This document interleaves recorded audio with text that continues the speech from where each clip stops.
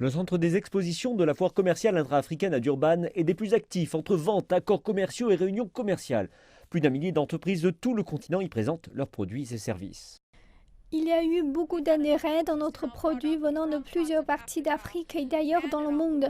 Donc à l'heure actuelle, nous sommes très excités d'être présents et nous pensons que ce salon commercial permettra de réunir le monde. Et je pense que c'est une excellente opportunité pour nous de présenter l'Afrique et Durban.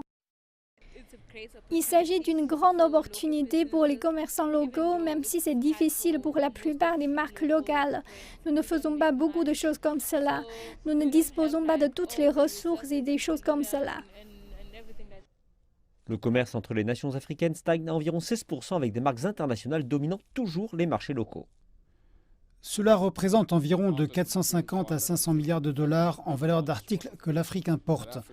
En termes de services, l'Afrique importe annuellement entre 50 et 100 milliards.